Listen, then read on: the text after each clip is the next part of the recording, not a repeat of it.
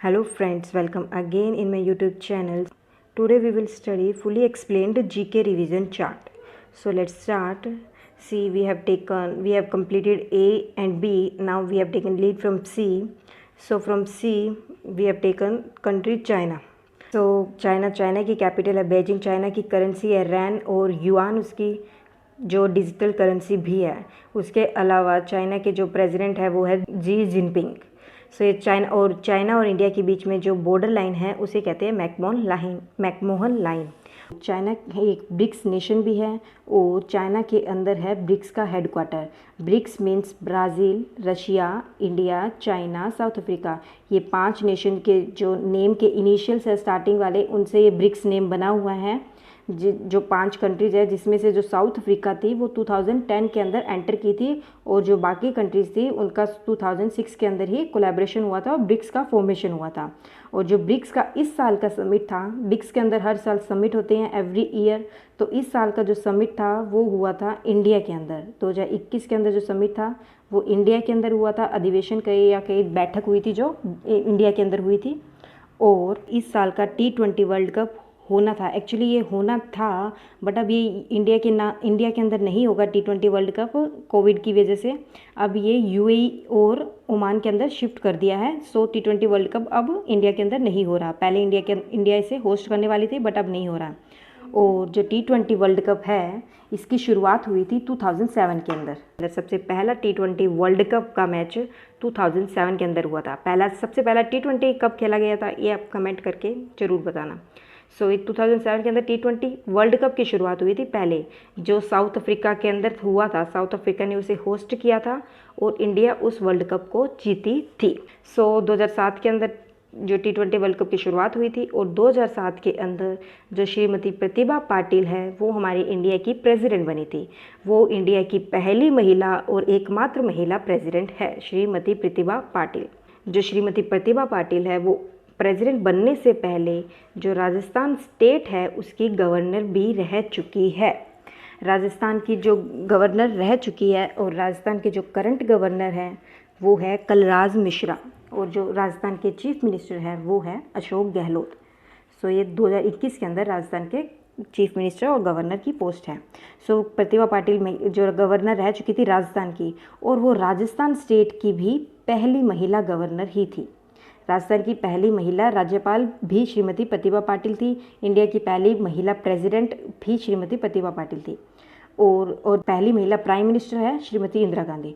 ठीक है। और जो सरोजनी नायडू है वो इंडिया की पहली राज्यपाल कही जाती है। मीन्स वो इंडिया के एक स्टेट में सबसे पहले महिला राज्यपाल बनी थी और वो यूपी की पहली महिला राज्यपाल बनी थी। मतलब जो इंडिया की सबसे पहले किसी भी स्टेट की महिला राज्यपाल बनी थी वो सरोजनी नायडू थी, जो कि उत्तर प्रदेश की पहली महिला राज्यपाल बनी थी। सो श्रीमती सरोजनी नायडू यूपी की पहली महिला राज्यपाल है और ऑल ओवर इंडिया की भी पहली महिला राज्यपाल है। सो इसके अलावा चाइना की इस साल के जो एशियन गेम्स है 2022 के जो एशियन गेम्स है उसे होस्ट करने वाली है।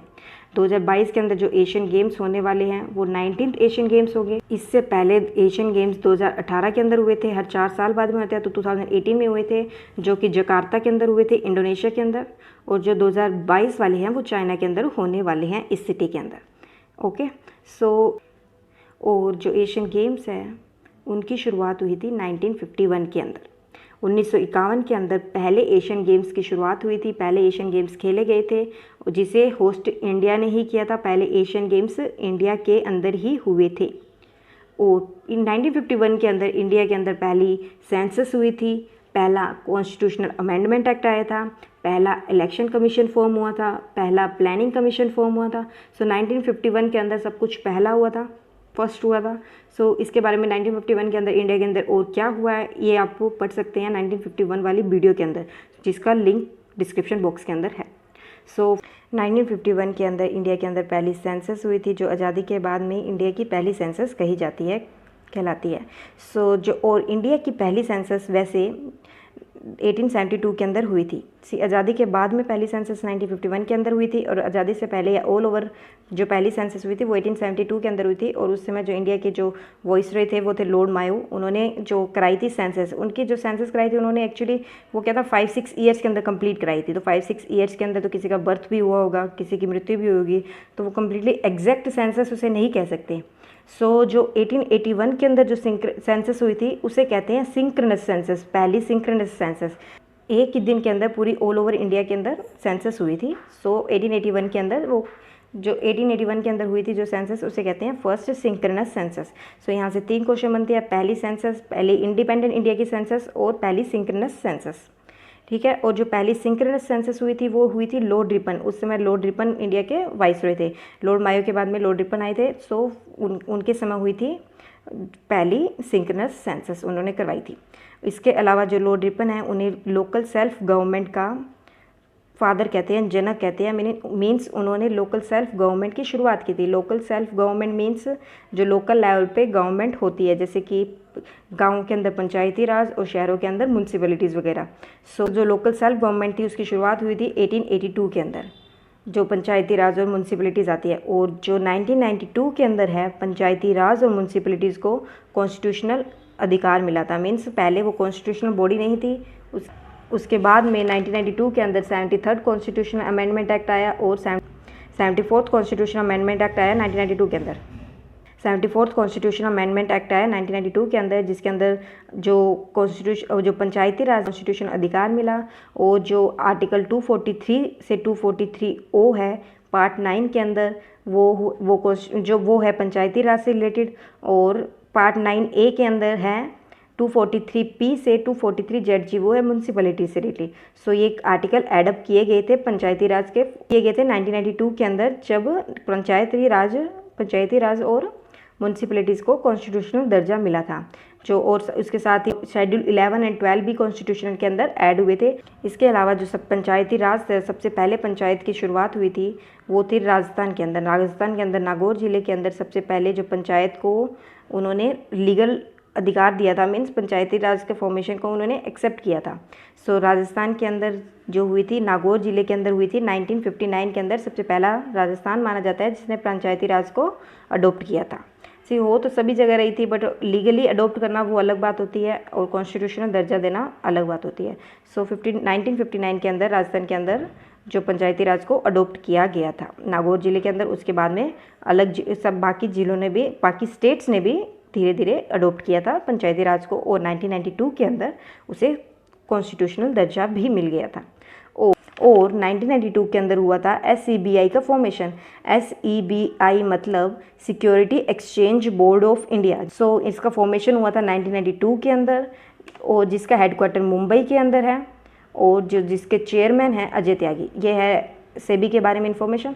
और सेबी है वो एक्चुअली जो इंडिया के जो इन्वेस्टर्स होते हैं उनके लिए सिक्योरिटीज़ के लिए, मीन्स अगर कहीं इन्वेस्ट कर रहे हैं तो ऑनलाइन या कहीं भी, तो उनके लिए जो कुछ लीगल राइट्स तो होने पड़ेंगे ना, वरना कहीं इन्वेस्ट कर देते हैं हम रुपए, अगर वो फ्रॉड हो जाए तो हम कहाँ कंप्लेन करें, अगर कोई राइट ही नहीं है, अगर कुछ रेगुलेशंस ही नहीं है उस बारे में तो। सो इसके लिए वो state security exchange board of India work करती है, रूल्स एंड रेगुलेशन गाइडलाइंस बनाती है। सो और जो 1995 है उसके अंदर बॉम्बे का नेम रीनेम्ड किया था मुंबई। मीन्स पहले मुंबई को बॉम्बे कहा जाता था, बट 1995 से उसे रीनेम्ड कर दिया मुंबई, और 1995 से बॉम्बे का नेम हो गया मुंबई। सो अब उसे मुंबई कहते हैं। ठीक है। सो इसके अलावा जो एशियन गेम्स की शुरुआत, एशियन गेम्स 2022 के अंदर चाइना के अंदर होने वाले हैं, ये मैंने अभी बताया। सो एशियन गेम्स 1982 के अंदर भी इंडिया ने होस्ट किए थे। मीन्स इंडिया ने 2 सेशन के अंदर एशियन गेम्स होस्ट किए हैं, 1982 के अंदर और 1951 के अंदर। सो ये 2 सेशन के अंदर इंडिया ने एशियन गेम्स होस्ट किए हैं। और जो एशियन गेम्स के फर्स्ट इंडियन विनर हैं वो हैं सचिन नाग। सो 1982 के अंदर एशियन गेम्स भी इंडिया ने होस्ट किए थे। और इसके अलावा जो नाबार्ड है उसका इस्टेब्लिशमेंट हुआ था 1982 के अंदर, और नाबार्ड की फुल फॉर्म है national bank for agriculture and rural development. So इसके हिंदी के अंदर है राष्ट्रीय कृषि और ग्रामीण विकास बैंक। सो इसका फॉर्मेशन हुआ था नाबार्ड का नाबार्ड का इस्टेब्लिशमेंट किया गया था स्मॉल एग्रीकल्चर या फिर स्मॉल स्केल इंडस्ट्रीज़ की फाइनेंशियल हेल्प करने के लिए नाबार्ड का इस्टेब्लिशमेंट हुआ था। और नाबार्ड का हेडक्वार्टर है मुंबई के अंदर। मुंबई के अंदर एक्सिस बैंक का हेडक्वार्टर भी है और मुंबई के अंदर SBI, ICICI, union bank of India, काफ़ी बैंक्स का हेडक्वार्टर भी है। नाबार्ड का हेडक्वार्टर भी है, सेबी का हेडक्वार्टर भी है। सो मुंबई के अंदर काफ़ी हेडक्वार्टर्स हैं, जिसके अंदर एक्सिस बैंक का हेडक्वार्टर है मुंबई के अंदर वही। और ये जो 1995 है ये वही है कि मुंबई को रीनेम्ड किया था बॉम्बे से 1995 के अंदर। सो एक्सिस बैंक का हेडक्वार्टर है मुंबई के अंदर और एक्सिस बैंक का फॉर्मेशन हुआ था 1993 के अंदर। 1993 के अंदर एक्सिस बैंक का फॉर्मेशन हुआ था और 1993 के अंदर एक इम्पोर्टेंट पर्सन की डेथ हुई थी जो थे JRD टाटा। टाटा एयरलाइंस के मालिक, टाटा ग्रुप्स के मालिक, इनकी डेथ हुई थी 1993 के अंदर। सो JRD टाटा ने टाटा एयरलाइंस की स्थापना की थी। जो JRD टाटा है उन्हें पहले एविएटर कहते हैं इंडिया के। सो JRD टाटा टाटा एयरलाइंस के मालिक हैं जिन्होंने सबसे टाटा एयरलाइंस की शुरुआत की थी सबसे पहले 1932 के अंदर। 1932 के अंदर टाटा एयरलाइंस की शुरुआत हुई थी और जिसे रीनेम्ड कर दिया था एयर इंडिया 1946 के अंदर। और एयर इंडिया को फिर मर्ज कर दिया था इंडियन एयरलाइंस के साथ। इसके बारे में आप 1953 वाली वीडियो में पढ़ सकते हैं। सो 1932 के अंदर इंडियन एयरफोर्स की स्थापना भी हुई थी। अब टाटा एयरलाइंस की स्थापना हुई थी तो एयरलाइंस तो एयरफोर्स की तो ज़रूरत पड़ेगी ना, बिना एयरफोर्स के एयरलाइन जो फ्लाइट्स होगी वो लैंड कहाँ करेगी। सो 1932 के अंदर इंडियन एयरफोर्स की स्थापना भी हुई थी। और जो इंडियन एयरफोर्स है और जो एयर इंडिया है इन दोनों का हेडक्वार्टर है न्यू दिल्ली के अंदर। और न्यू दिल्ली के अंदर और भी हेडक्वार्टर्स हैं जैसे कि PNB का, पंजाब नेशनल बैंक का हेडक्वार्टर भी है न्यू दिल्ली के अंदर। PNB की स्थापना हुई थी 1894 के अंदर, लाहौर के अंदर हुई थी, पाकिस्तान के अंदर उस समय। और अब इसका हेडक्वार्टर न्यू दिल्ली के अंदर है। और इनके जो फाउंडर थे वो थे लाला लाजपत राय, शेर पंजाब भी जिन्हें कहा जाता है, जो कि एक फ्रीडम फाइटर भी थे। सो उसके अलावा जो एयर इंडिया है उसका जो नेशनलाइजेशन हुआ था 1953 के अंदर, राष्ट्रीयकरण हुआ था एयर इंडिया का 1953 के अंदर। और 1953 के अंदर ही ऑस्कर जो अवार्ड्स है, अकेडमी अवार्ड्स जिन्हें कहा जाता है, उनका सबसे पहले टेलीविज़न पे टेलीकास्ट हुआ था। सबसे पहले टेलीविज़न पे ऑस्कर अवार्ड की शुरुआत जब हुई थी वो थी 1953 के अंदर। वैसे ऑस्कर अवार्ड की शुरुआत तो 1929 के अंदर ही हो गई थी, पर टेलीविज़न पे तब वो नहीं आते थे। 1953 से वो टेलीविज़न पे आने शुरू हुए थे। ऑस्कर अवार्ड के बारे में आप और कुछ पढ़ना चाहते हैं तो 1953 वाली वीडियो के अंदर आप पढ़ सकते हैं, जिसका लिंक है डिस्क्रिप्शन बॉक्स के अंदर। सो ऑस्कर अवार्ड की शुरुआत हुई थी 1929 के अंदर। और 1929 के अंदर हुआ था एक इम्पोर्टेंट पर्सनालिटी का बर्थ, जन्म, मिल्खा सिंह, जिनकी अभी रिसेंट डेथ हुई है, जिन्हें फ्लाइंग सिख भी कहा जाता है, जो इंडिया के बहुत अच्छे स्प्रिंटर हैं, एथलीट है मिल्खा सिंह। उनकी अभी डेथ हुई है जून के अंदर। सो अभी रिसेंट। और ये पद्मश्री अवार्डी भी है। इसके अलावा जो मिल्खा सिंह के बारे में ये इन्फॉर्मेशन है। और जो पद्मश्री अवार्ड है या भारत रत्न है या पद्म विभूषण है या पद्म भूषण है, इन सब की शुरुआत हुई थी 1954 के अंदर। 1954 के अंदर ही इन सब की शुरुआत हुई थी।